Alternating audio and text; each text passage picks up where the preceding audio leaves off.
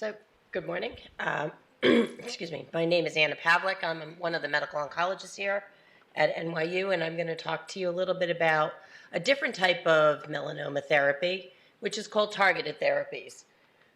And why do we call it targeted therapies? We call it targeted therapies because we know that on cancer cells, there are proteins or receptors and different mutations that we can target specific drugs to.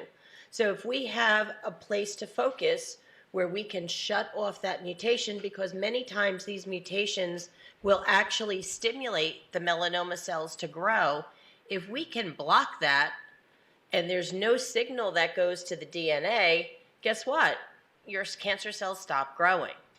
And so this shows you the most common types of mutations that we have in melanoma. The most common type is a mutation called BRAF. And you can see that there's also NRAS, MEK, KIT, and my next slide is going to explain a little bit about where we find these mutations, because many of these mutations are unique to the different types of melanomas that are out there. So BRAF mutations are very commonly found, about 50%, in skin melanomas. So this is not a mutation that you would normally find in a melanoma I'm sorry, that occurs in a mucous membrane like your mouth, or as Dr. Weber was talking about, or Dr. Polsky was also talking about, the acral melanomas that occur on the palms and soles of the feet don't commonly have a BRAF mutation. So these are really skin-based melanomas that have the BRAF mutation.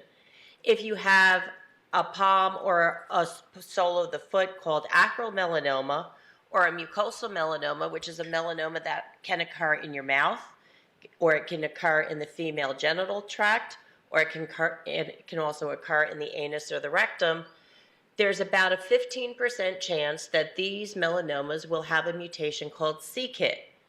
c-KIT can also be found in the melanomas that happen in very badly sun-damaged areas. But again, very rare, only about 15%. We also know that there's a target called an NRAS mutation, which is also found in cutaneous melanomas. What's very interesting about these mutations is generally if you have one mutation, if you have a BRAF mutation, you're not going to have an NRAS mutation. And if you have an NRAS mutation, you're not going to have a BRAF mutation.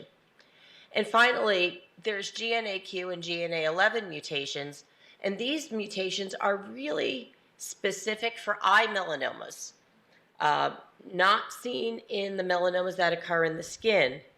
It happens in 95% of people who get eye melanomas, but again, oh, sorry about that typo, but only about 3% of all mutations are GNAQ and GNA11, which just goes to show how rare eye melanomas actually are. So these are the pathways, and these are the mutations that occur within the melanoma cells that actually stimulate the cells to grow. And you can see the KIT mutation. Again, these are the people who have the mucosal, the acral melanomas, the NRAS mutations, and the BRAF mutations. Again, all different signals, DNA signals along the pathway that melanomas get stimulated to continue growing. So when we talk about BRAF, we talk about BRAF because most people have skin melanomas, and it is the most common mutation. It happens about 50% of the time. What's important to know about these mutations is that these are mutations that happen within the tumor. These are not genetic mutations that you can then pass on to your family or your children. These are specific mutations that are only found within the tumor. And so we can target our drugs to these mutations and shut the cancer off when we effectively block these mutations. So the most common type of BRAF mutation is called a V600E mutation, but there are other mutations that probably respond just as well to these BRAF medicines as the V600E, because that's the most common. BRAF mutations are found in patients who are usually younger in age, usually patients who have their primary melanoma that occurs on the trunk, And they have a tendency to be a little bit more aggressive than patients who have skin melanoma that don't have a BRAF mutation. We have also seen that if we follow these people for a long enough period of time, some of them may actually develop tumors within their brain, again, denoting some of the aggressiveness of this type of tumor. And so we always have to look at patients' brains when we scan them to make sure that there are no tumors there. If there are, we're going to talk about how effective these medicines are also at controlling tumors that do occur in the brain, which was not common for us to see when we treated people with chemotherapy. And so we were able to develop a medicine called a BRAF inhibitor that specifically targets this BRAF mutation and shuts it off right here, so that the cells can no longer divide. These are some pictures of our very first studies. There are currently 2 FDA-approved BRAF inhibitor medicines. One is called vemurafenib, the other one is called dabrafenib. And this was one of the first studies we did, and this is a picture of a PET scan. So this black spot, all these black spots, kind of looks like a spotted leopard. That's all spots of melanoma that lights up on a PET scan. And PET scans light up because we give patients radioactive sugar, and things that light up on a PET scan can be infection, inflammation, or cancer. And we already know this patient has melanoma. So all these black spots demonstrate all the spots of melanoma. After just 2 weeks, day 15, we did another scan. Much, much better. Very, very quickly. And again, like Dr. Weber was talking, we both grew up in the area of melanoma, and for the last really 30, 40 years, we had chemotherapy for patients that really was very, very ineffective. So for us to see a pill, a medicine that we hand to a patient that shuts off that driving mutation, where patients go from being very sick here to feeling really, really well in just 14 days was really astounding to us. And for those of us who had been doing this for such a long time, we really didn't believe it. And it took many of our patients to really have the same type of response for us to say, holy cow, I think we really might have something here. And again, this is a picture of someone who had, see this little white spot here? This little white spot here is a spot of melanoma that's gone into their brain. And again, here we are, the melanoma spot is gone. Okay. So these drugs are very, very effective in getting up into the brain and also either protecting it from new tumors or even trying to get rid of small tumors that might be there. This is what we call a waterfall plot. And you can see these are the small numbers of patients who got this BRAF inhibitor called vemurafenib who didn't have any response in their tumor, while these are all the patients who had responses. It was astounding to us as melanoma oncologists because we were used to patients having a response of about 5%, where 95% of our patients had no responses. Now here you can see 75 to 80% of our patients have beautiful responses to these medicines. And again, here's the study comparing vemurafenib to DTIC. DTIC was the standard chemotherapy medicine that we used for melanoma. And you can see survival at 6 months. And again, we never thought about cure. We never thought about long-term survivors prior to the advent of immunotherapy and BRAF inhibitors, because patients lived with metastatic disease for about a year.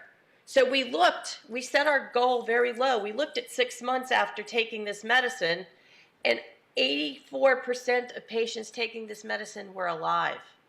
That was so exciting to us because it was so much better than chemotherapy. So this is another PET scan of one of the studies that we did. And again, this is a patient, this is all melanoma in this poor patient's leg. You can see the other melanoma spots here, big lymph node in the neck. And here you go, 15 days later. Think about that, 15 days, not 15 weeks, 2 weeks. Not gone, but dramatically, dramatically better. And so this gave us a lot of enthusiasm and encouragement to continue doing research with these medicines. And what we found was that this was really a great medicine for patients if the tumor had a BRAF mutation. For patients who have tumors that don't have BRAF mutations, there's no use of these medicines in those tumors. So as we did our research, we found out that these medicines can also have side effects because, like even aspirin, everything has a side effect. And so the side effect that we saw with patients getting single-agent BRAF inhibitors was that they could get joint pain. They could get muscle pain. They may get a rash. Many of these medicines get metabolized through the liver, and sometimes we saw an elevation in their liver function tests. And so we had to either reduce their dose of medicine or give them a little drug holiday where we would stop their medicine and then restart it at a lower dose. They could get what's called hand-foot syndrome, which meant that the palms and soles of their feet got very red, very sore, very tender, and they would develop calluses. And it was interesting, when we did these studies, many patients would not like to tell us that they had side effects because they were afraid that we would stop their medicine. But one of the things that we noticed in our office was patients started coming in with moccasins and slippers.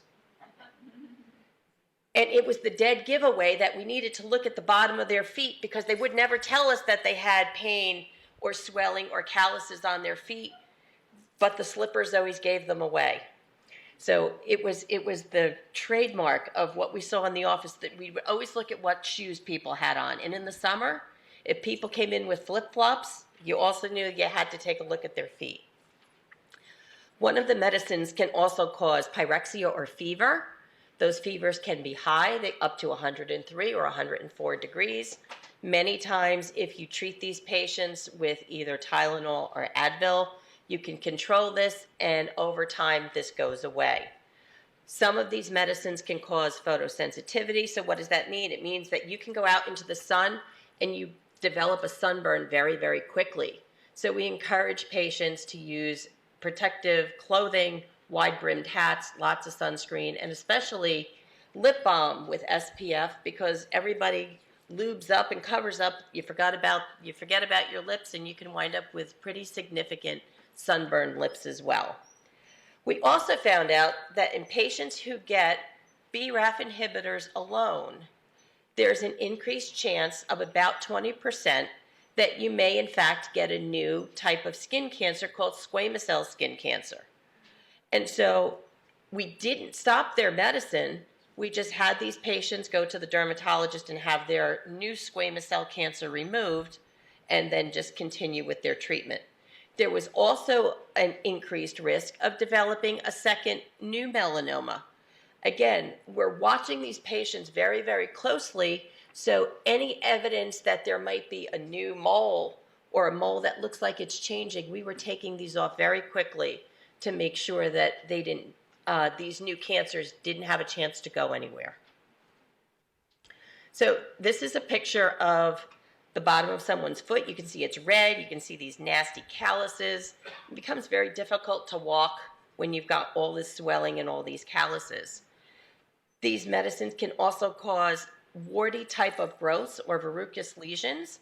And again, they can also cause squamous cell carcinomas of the skin, which need to be removed by the dermatologist. So while we were developing these drugs, we also found that there's another part of the pathway called the MEK inhibition that may work just as good as BRAF, and we weren't really sure. And so companies were able to develop targets that block the MEK inhibitor, the MEK mutation. Well, they were good, but they were not as good as BRAF inhibitors alone. But then we started thinking about that pathway, and remember, you've got your BRAF mutation here, you've got your MEK mutation here. What happens if you add the two together and you give a BRAF inhibitor and a MEK inhibitor together? Well, I'm going to show you that, because here you can see the waterfall plot with the MEK responses. And again, nice responses, but the responses didn't last that long. Good number of patients didn't have a response. Here's your BRAF. Again, many, many responses, very few non-responders. And here you can see the combination. Most people who got combination had a response. And so it became very encouraging for us to look at giving both of these medicines together.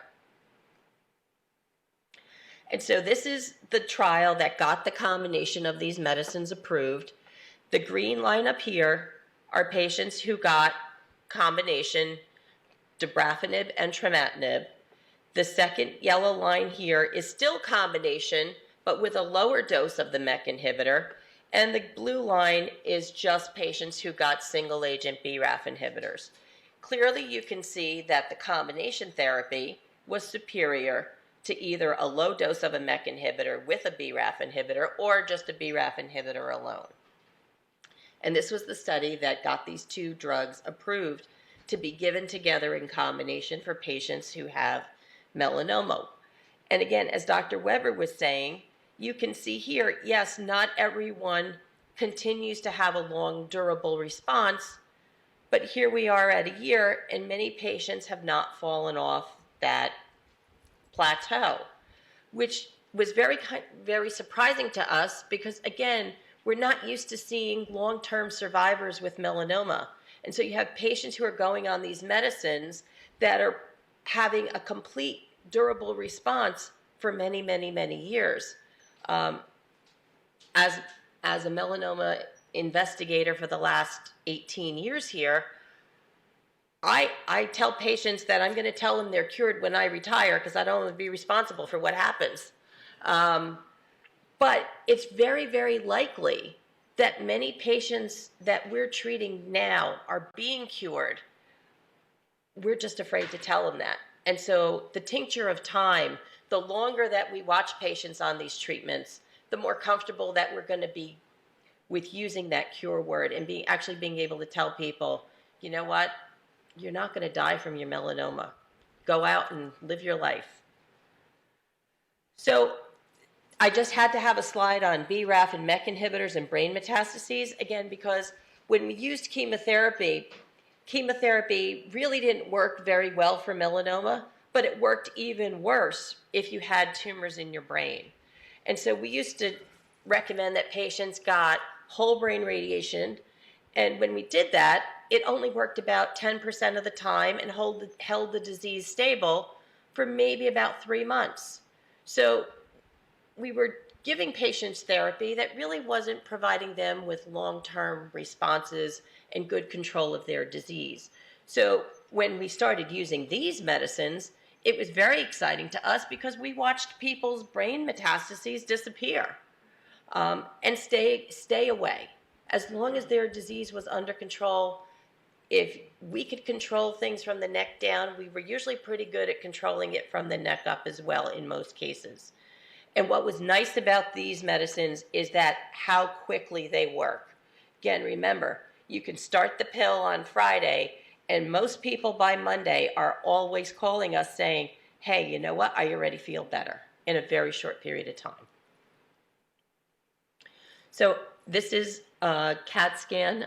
This is a tumor that was in someone's brain. And then you can see here, it's all gone. And this was from 2012. This patient is very, very much alive, treated with BRAF inhibitors. He is now actually even off his medicine and is back to work as an attorney. So really exciting for us as his caregivers. So where do we go from here? Everybody says, well, we've done so good with immunotherapy, we've done so good with targeted therapy. Is it time for Dr. Weber, myself, and Dr. Wilson, who's going to talk next, to retire? No, not yet. Not yet, because we haven't been able to cure everybody. And so what are we looking at now? We're looking at, should we take these targeted medicines and add immunotherapy to them to make them more effective, to make those responses longer, to make more people benefit from these agents? Should we give it in sequence? Should we give patients a couple of months of targeted therapy, then switch them to immunotherapy? Or should we give them immunotherapy first and then give them targeted therapy if they have BRAF mutations? We don't know the answer to these questions. However, those two questions, or those three questions, are currently being explored in real large clinical trials throughout the country. And so I'm hoping that 2 years from now, 3 years from now, we're going to have the answer as to what is really the best therapy. And instead of, we went from 20 to 40 to 60. 2 years from now, I'm hoping we're going to be able to say we're at 80 and we're in the home stretch. So what are my conclusions? I hope I've been able to show you that we now have some very, very exquisite tools to treat melanoma. And these tools are allowing us to provide long-term control, possibly even cure to many, many patients. The targeted therapies work very, very quickly, as long as you have the mutation that the medicine will target and shut the cell down. We're continuing to conduct clinical trials because we haven't cured everybody, and we need to continue to make an impact on this disease as well as the survival of our patients. And lastly, I wanted to thank all of you, your family members, anyone who has participated in a clinical trial, because it is you that are the brave, the strong, and the fighters that are allowing us to make these advances and change the lives of our patients. Thank you.